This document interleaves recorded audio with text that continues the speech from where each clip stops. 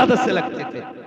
तो फरमाते हैं जब विलादत का दिन आता था तो गौसे पाक मुस्तफा के नाम का लंगर किया करते थे, लंगर किया करते थे। चौथी वजह बताने लगा हो, एक दिन ऐसा हुआ, हर 12 को गौसे पाक लंगर करते थे, लेकिन एक दिन ऐसा भी आया गौसे पाक के पास लंगर करने के लिए कुछ भी ना था। जब कुछ ना हुआ, लोग कहने लगे हुजूर आज कोई चहल पहल लगी है, क्या हुजूर के नाम का लंगर नहीं होगा, क्या हुजूर के नाम की खैरात नहीं लुटाई जाएगी? कहते आज कुछ भी तो नहीं है। जब इतना कहा कुछ भी नहीं है, ख्याल आया अब्दुल कादिर तेरा अमामा भी तो 70,000 का है, कोई आमा मामा नहीं है। आपने शागिर्द को बुलाया, फरमाया ले मेरा अमामा बाजार लेके चला जा और दामन में छुपा के लेके जाना, इसे बेच के पैसे ला। क्या करोगे? कहा हुजूर का लंगर करना है। आपने अमामा दिया, शागिर्द ने दामन में लपेटा, आम अमामा न था। कहने लगे बगदाद के बाहर बेचना वरना लोग पहचान जाएंगे अब्दुल कादिर का अमामा है। उन जैसा लिबास किसी का ना था, उन जैसा कपड़ा किसी का ना था। आपने अमामा दे दिया, शागिर्द रोता हुआ चला गया। आप अपनी दहलीज पे बैठे हैं, घुटनों पे सर है, आंख में आंसू है। कहते या रसूल अल्लाह काश आज होता तो मैं हर दिन की तरह आज लंगर करता, हर 12 की तरह आज लंगर होता। ये रोते जा रहे हैं, सोचते जा रहे हैं। अचानक किसी के आने की आहट महसूस हुई और किसी ने अपने हाथ गौसे पाक के कांधे पे रखे। जब मेरे गौस ने निगाह उठाई, कोई और ना था बल्कि मदीने वाले मुस्तफा जाने रहमत थे, आकाए नेमत थे। देख के कहते अब्दुल कादिर तेरी आंखों में आंसू किस लिए है? कहते या रसूल अल्लाह आंखों में आंसू इसलिए आ गए कि आज अब्दुल कादिर के पास लंगर करने के लिए कुछ नहीं है। इस ख्याल ने रुला दिया है, काश आज भी कुछ होता तो मैं आपके नाम का लंगर करता।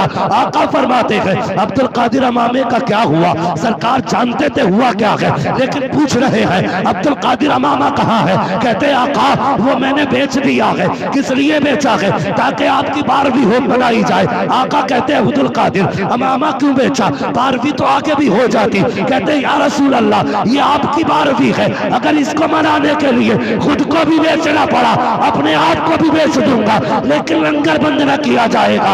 आका ने सीने से लगाया, फरमाया अब्दुल कादिर हमसे इतना प्यार करता है तो ले ऐलान करते हैं अब तक तू हमारी 11 मनाता रहा, अब क़यामत तक तेरी 11 मनाई जाती रही।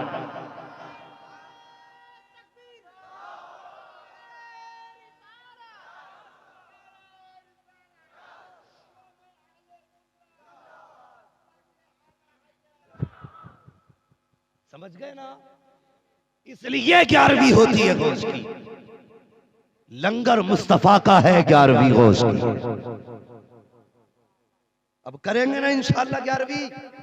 करते तो सारे ही हैं लेकिन और मजबूती से 11वीं करेंगे। बोलो इंशाअल्लाह।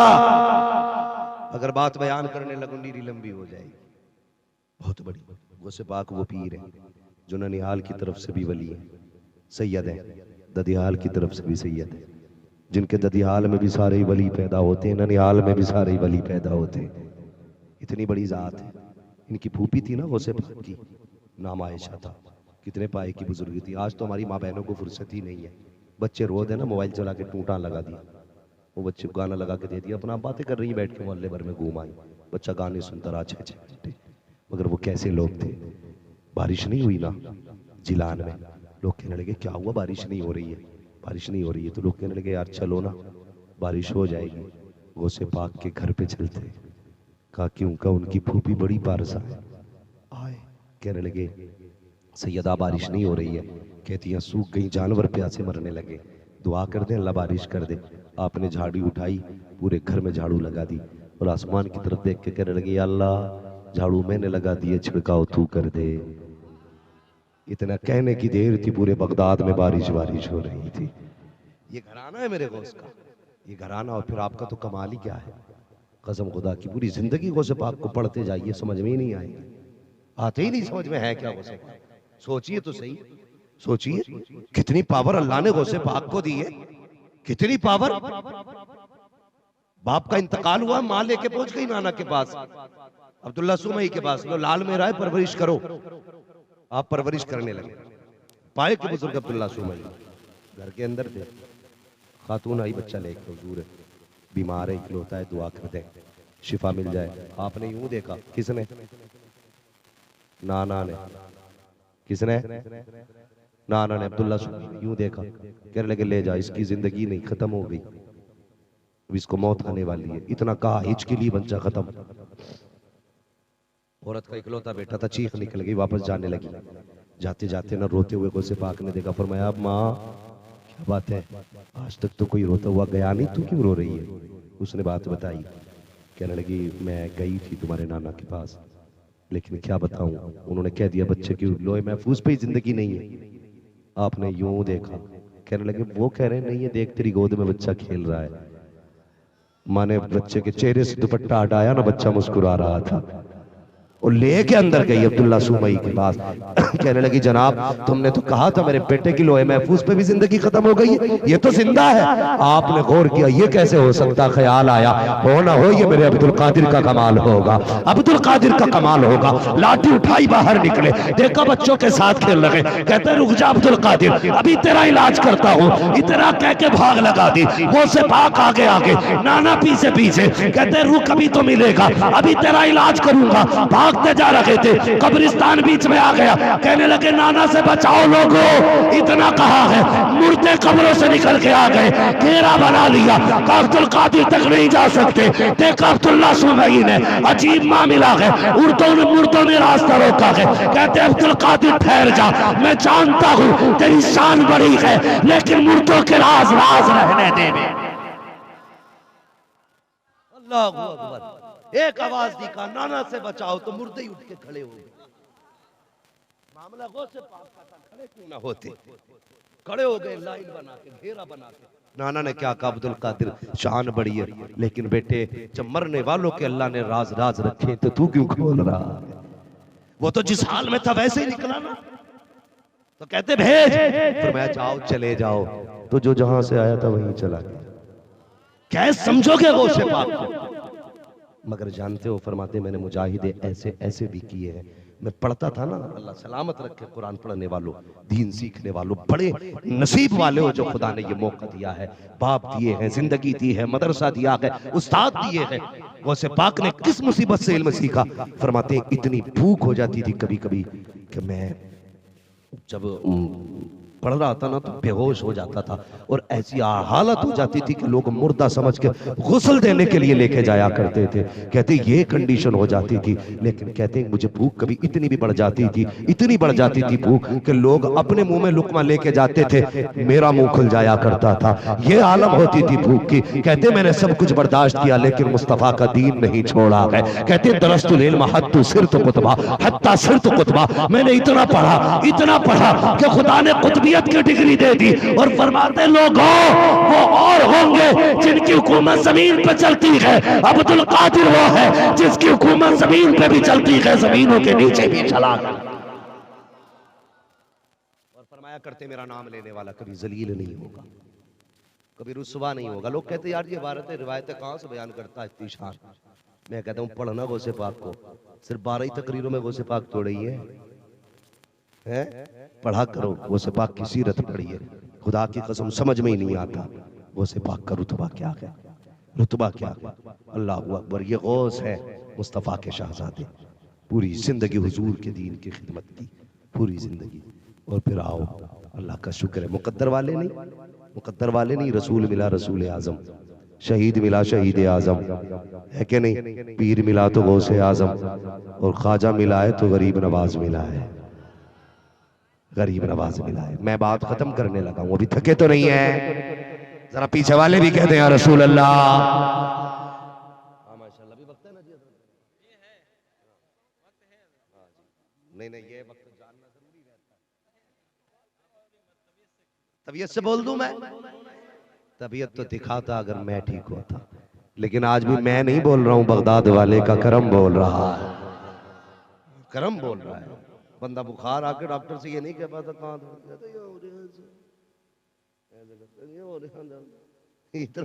डॉक्टर को नहीं बना पाता। ये 1.5 घंटे की मंजिल तय हो गई, पता ही नहीं चला है। ये करम किसका है मेरे?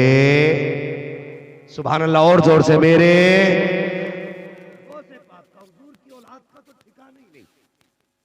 और जवाब ही नहीं। जिस बेटे को देखो निराला है, जिस बेटे को देखो निराला। कसम खुदा की, अगर गौस का भी जवाब नहीं तो जवाब अजमेर वाले बाबा का भी नहीं है, अजमेर वाले बाबा का भी जवाब नहीं। हाँ सुनो, कौन अजमेर वाले बाबा? लोग कहते हैं जी घर वापसी करो। मैं कहता कर तो लेंगे, पहले घर बता किधर है। घर वापसी का मतलब क्या? घर तो फिर जन्नत है, वहां जाएंगे ना। हम तो आदम की औलाद है, तो हमारा घर तो उधर ही है, फिर इधर ही कहां से आ गया भाई? ये कल भी भारत हमारा था, आज भी हमारा है, कल भी हमारा ही रहेगा। हमने इसके लिए कुर्बानी दी है, कोई छोले नहीं बेचे यहाँ पे, पकौड़े बेच के भारत नहीं बनाया। हमने अपने बुजुर्गों के सर दिए, अशफाकुल्ला खान जैसा जवान दिया है।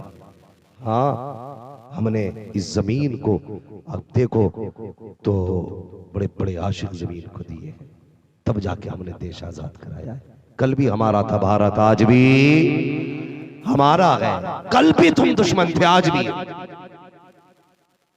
ना हम कल डरे थे, ना आज डरे।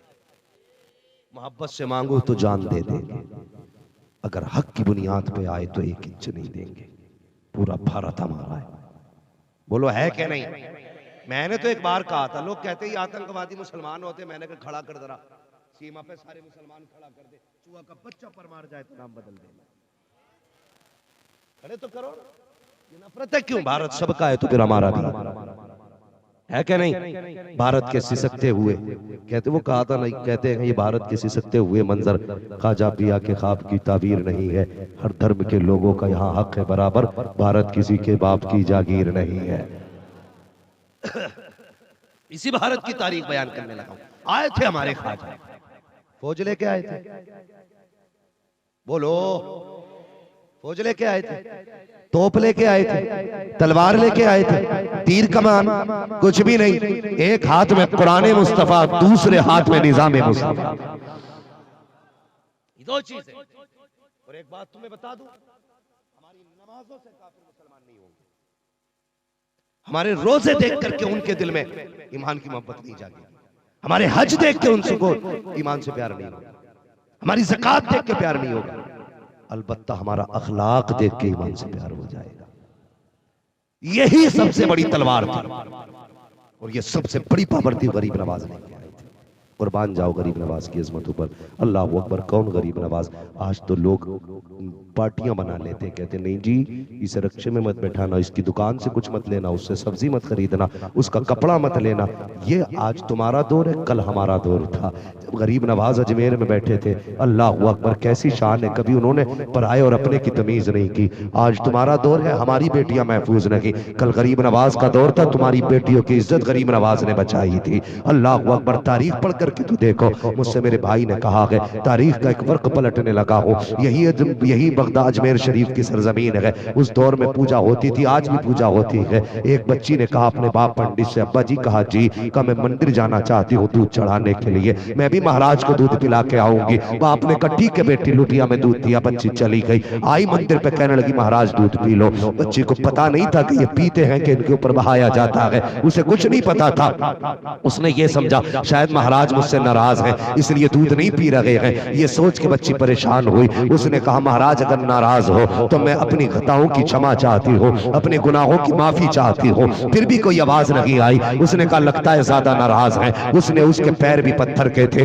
अपना सर पत्थरों में मारना शुरू कर दिया। कहा ये मेरा फैसला है, अगर तुम राजी नहीं होगे तो अपनी जान तुम्हारे कदमों पे दे दूंगी, लेकिन जाऊंगी जब जब दूध पी लोगे। ये रो करके उसने सर मारना शुरू किया, सर फटा, खून बहने लगा। अचानक उसी गली से गरीब नवाज का गुजर हो जाता है। बच्ची को सर मारते देखा, अंदर तशरीफ लाए, आपने बच्ची के सर की जगह हाथ लगाया। बच्ची ने महसूस किया ये क्या है। जब उठ के देखा ना सफेद दाढ़ी वाला बाबा मुस्कुरा रहा था। कहने लगी बाबा तू कौन है? आपने कहा बेटी तू बता मामला क्या है। बच्ची ने कहा जनाब ये हमारे मजहब का मामला है। आप क्या करोगे पूछ करके? ये हमारे धर्म का मामला है, आप चाहिए। फरमाते तू बता बेटी, हो सकता है मैं तेरे काम आ जाऊं। बच्ची ने कहा अच्छा। का सुनो फिर बात ये है, मैं दूध पिलाने आई थी, लगता है हमारे खुदा नाराज है, ये दूध नहीं पी रहे हैं। गरीब नवाज ने ये नहीं कहा था ये दूध नहीं पीते हैं, वापस चली जा, ये पत्थर है, ये नहीं कहा था। फरमाते बेटी फिर? का मैंने कसम खाई है पहले दूध पिलाऊंगी तब जाऊंगी, इतना सुनना था।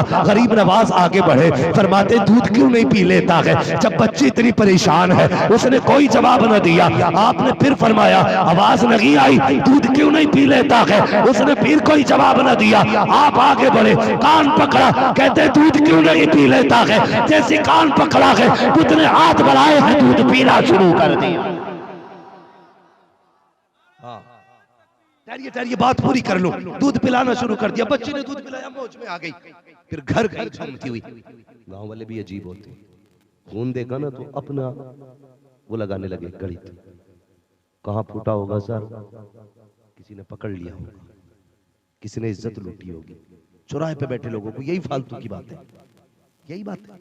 आज हम चौराहे पे लड़के हमारे बैठते हैं ना, कहते थे यार इसकी लड़की इस टाइम निकलती है, इस टाइम आती है, हमें यही हिसाब लगाने को रह गए। कभी तूने ये भी देखा इसके घर में क्या है क्या नहीं खाने के लिए? ये भी तो हो सकता भूख बाजार तक लेके गई, ये भी तो हो सकता बच्चों के घर की फीस उसे दूसरों के दरवाजे तक लेके गई हो मजदूरी के लिए। हमने जब भी सोचा गलत सोचा, कभी सही सोच लिया करो।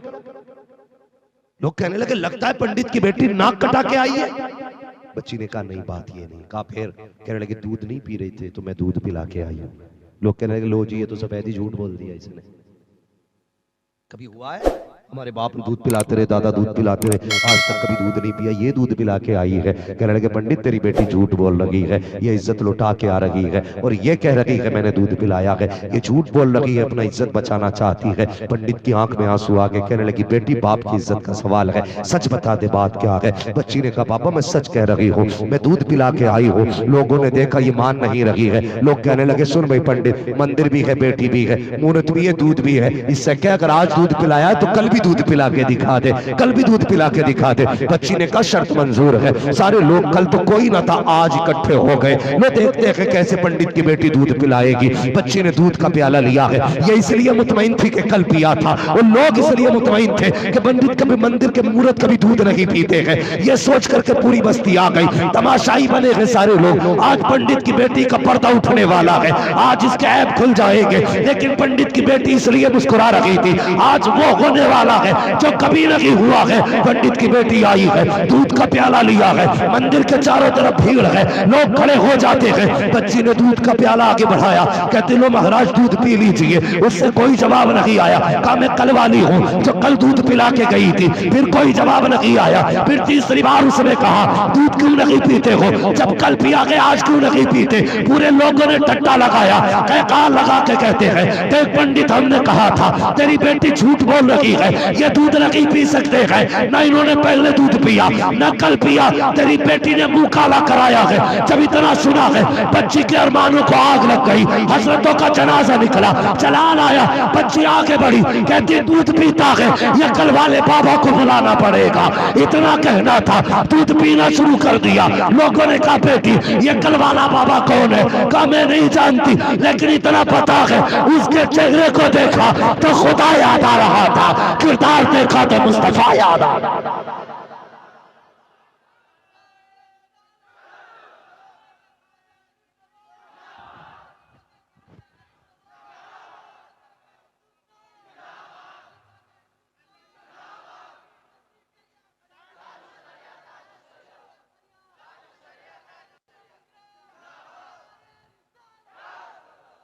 अल्लाह अकबर, ये अखलाक था। कहा बेटी बेटी होती है। लोग कहने लगे जी किधर गए? बच्ची ने कहा बस इधर ही गए। सब लोगों ने छोड़ा, सामान बाग लगा दी। एक पेड़ के नीचे मेरा गरीब नवाज बैठा है और अपने रब की इबादत में मसरूफ। लोग जाके कहने लगे भगवान हो?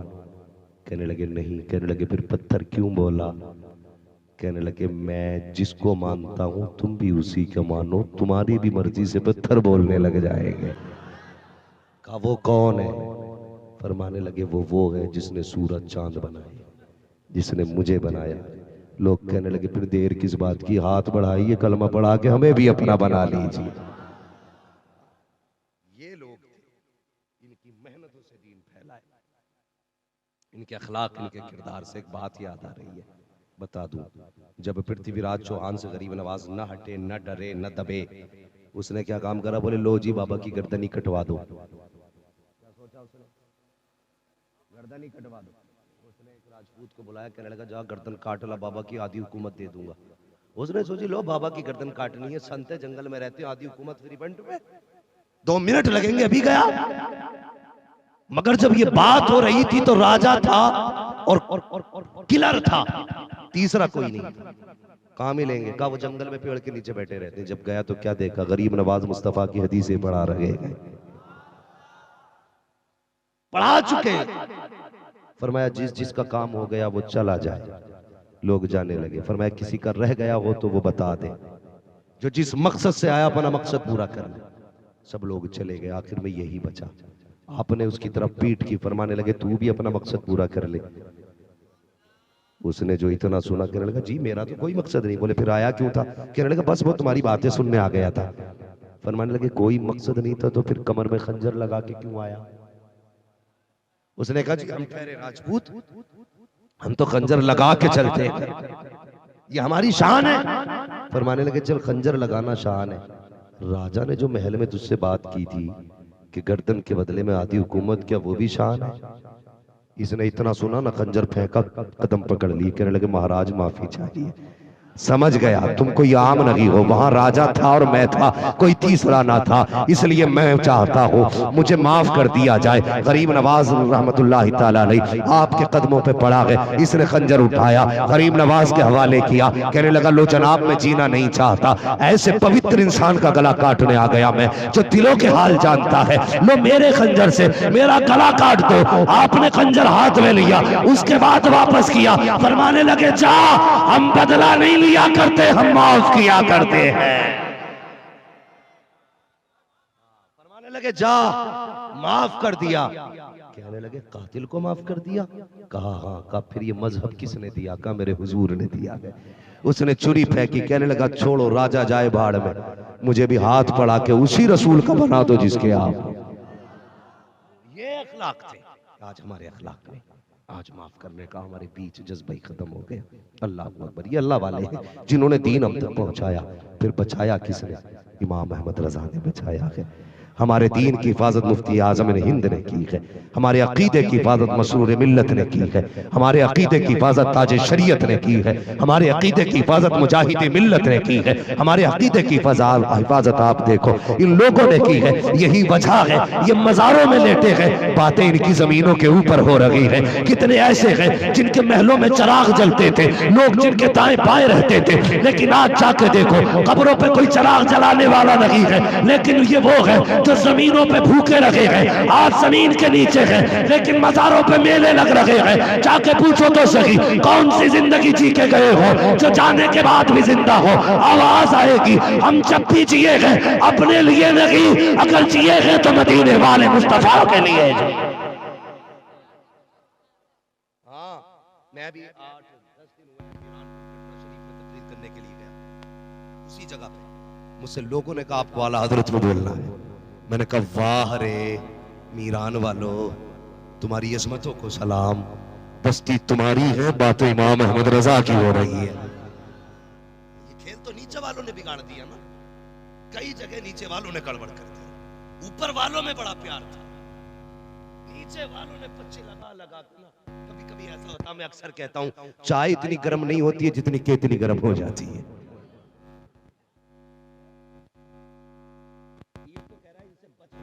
पीर ने कहा काफिर हो जाएगा इसे छू दिया तो।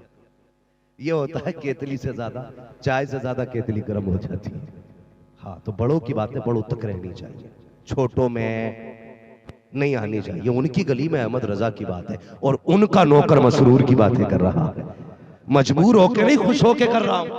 आज भी जाके देखो, जब चढ़ते ना उस पे ब्रिज पे, कसम खुदा की बड़े बड़े अमीरों के महलों में इतना पैसा नहीं लगा जितना उनके मजार में लगा हुआ है। जाया करते हो, जाया करो। अल्लाह वालों की वो जात है जो यहां भी काम आती है, वहां भी जोर से, वहां भी काम आती है। लेकिन उन्होंने किया क्या किया? यही किया, पूरी जिंदगी नबी नबी के गीत गाए हैं। हम तक हुजूर के अखलाक किरदार को इन्हीं ने पहुंचाया। अगर ये ना होते, इन्होंने हमारे हाथ में थामे होते, हो सकता कोई कौवे की बिरयानी खा रहा होता, कोई छोटे भाई का पजामा पहन के घूम रहा होता, कोई बड़े भाई के कुर्ते में होता, पता नहीं कोई तवे पे माथा रख के बैठा होता। कब डब्बा पड़ेगा, कब चमकेगा? अबे ये नहीं चमकते, इश्क कर मुस्तफा से दिल चमकने लग जाया कर।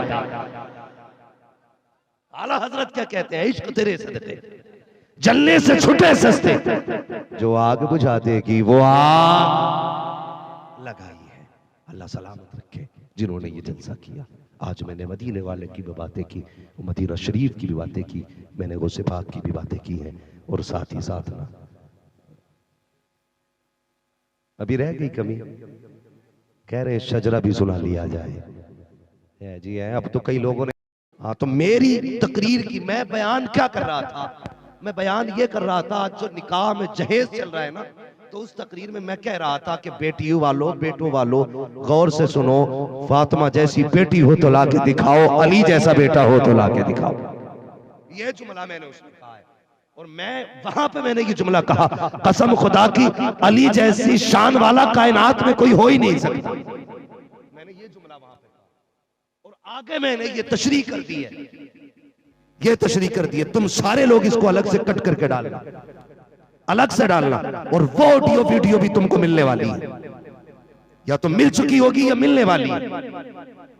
तो उस जगह मैंने साथ में ये भी कहा है, मैंने कहा सुने, ये बात अपनी जगह है कि अली की शान जैसी किसी की नहीं है, मगर ये बात भी अपनी जगह है कि तरतीब में अबू बकर से ज्यादा अफजल कोई नहीं है, उमर से ज्यादा अफजल नहीं, सबसे अफजल अबू बकर, फिर उमर, फिर उस्मान, फिर अली। यह मेरा अकीदा।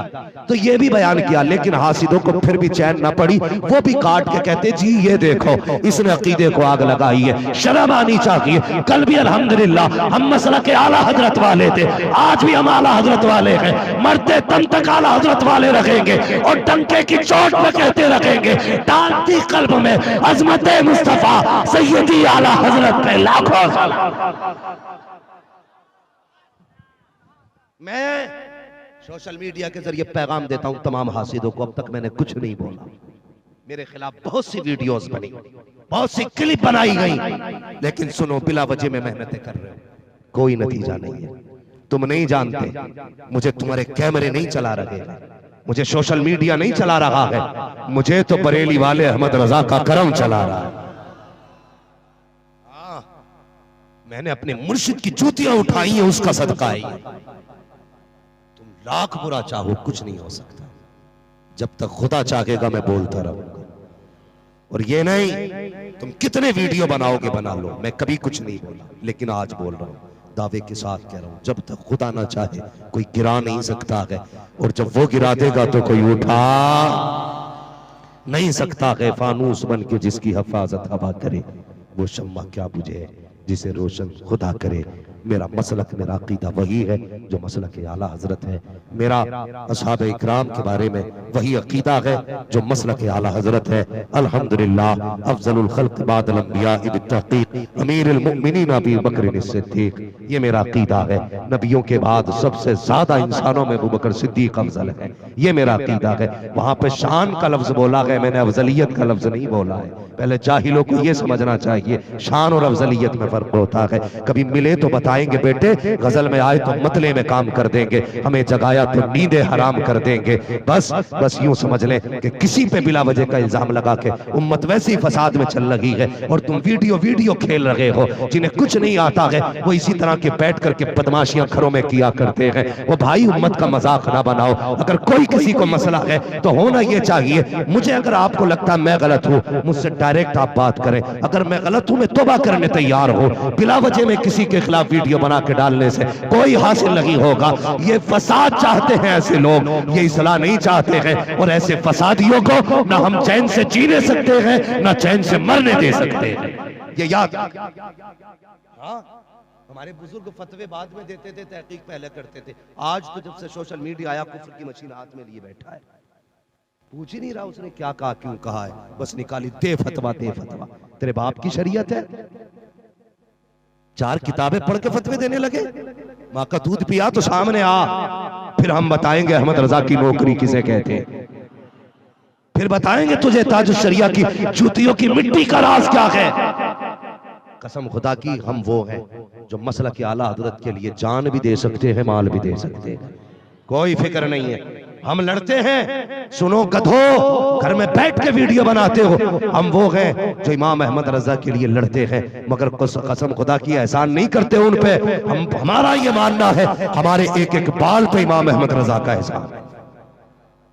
पूरी जिंदगी उनके लिए लड़ते हुए मर भी जाएं, तब भी कसम खुदा की उनकी गुलामी का अदा नहीं हो सकता, नहीं अदा हो सकता, इसलिए कि उन्होंने हमारा ईमान बचाया है, ईमान बचाया। खुदा के वास्ते सोशल मीडिया वालों, तुम भी बात वहां से ना काटना जहां बात अधूरी हो, बात पूरी डालना, तब पता चले दूध का दूध पानी का पानी होगा।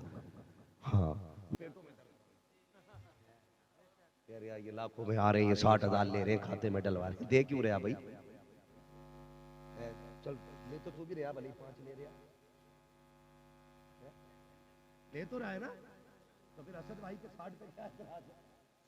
ठीक है। और उन्होंने क्या गलत कहा भाई? करें जरा शजरा भी सुना। शजरा में ऐसे नहीं सुना तुम भाई, इस शजरे मैंने तकरीर की तुमसे बुलवाया, लेकिन शजरा आदम के बेटे शीश, माशाल्लाह समझदार लोग हैं, वरना एक बार कहना तो पहले सुभान अल्लाह के जब खुतबा शुरू करा तो एक बैठ कहते अब तो शुरू हो ही गए, कौन से रुक रहे, लेकिन मौलवी भी बड़ा चालाक है, जैसे तेरे मेरे गीत, अगर तू सुभान अल्लाह नहीं कहेगा मैं भी आगे नहीं जाऊंगा। ठीक है जी। अब तक तकरीर मैंने की हुजूर को सुनाने के लिए, शजरा पढ़ रहा हूं तुम्हें सुनाने के लिए। हाँ तो फिर जब तुम्हें ही सुनना तो बोलो जरा सुभान अल्लाह। आदम के बेटे शीश, आदम के बेटे शीश, शीश के बेटे यानस, यानस के बेटे कैनान, कैनान के बेटे महलाइल, महलाइल के बेटे बेहरत, बेहरत के बेटे इदरीस, इदरीस के बेटे मुतवश्शिक, मुतवश्शिक के बेटे लमकने इकराम, लमकने इकराम के बेटे नूह, नूह के बेटे साम, साम के बेटे जुल्हाद, जुल्हाद के बेटे शाले, शाले के बेटे आबिर, आबिर के बेटे दाता, दाता के बेटे रावा, रावा के बेटे सारू, सारू के बेटे नाखुर, नाखुर के बेटे तारिक, तारिक के बेटे इब्राहिम खलीलुल्लाह, इब्राहिम खलीलुल्लाह के बेटे इस्माइल ज़बीहुल्लाह, इस्माइल ज़बीहुल्लाह के बेटे केदार, केदार के बेटे अवाम, अवाम के बेटे हमल, हमल के बेटे साबित, साबित के बेटे सलमान, सलमान के बेटे रईसा, रईसा के बेटे इलियासा, इलियासा के बेटे हूद, हूद के बेटे हव्वा, हव्वा के बेटे अदनान, अदनान के बेटे मोहित, मोहित के बेटे नज़ार, नज़ार के बेटे मुदिर, मुदिर के बेटे इलियास, इलियास के बेटे मुदरिका, मुदरिका के बेटे खदीमा, खदीमा के बेटे किनाना, किनाना के बेटे नदर, नदर के बेटे मालिक, फालिक के बेटे फहर, फहर के बेटे गालिब, गालिब के बेटे लुई, लुई के बेटे काब, काब के बेटे मुर्रा, मुर्रा के बेटे किलाब, किलाब के बेटे कुसई, कुसई के बेटे अब्द मनाफ, अब्द मनाफ के बेटे हाशिम है, हाशिम के बेटे अब्दुल मुत्तलिब है, अब्दुल मुत्तलिब के बेटे अब्दुल्लाह है, अब्दुल्लाह के बेटे मोहम्मद रसूलुल्लाह।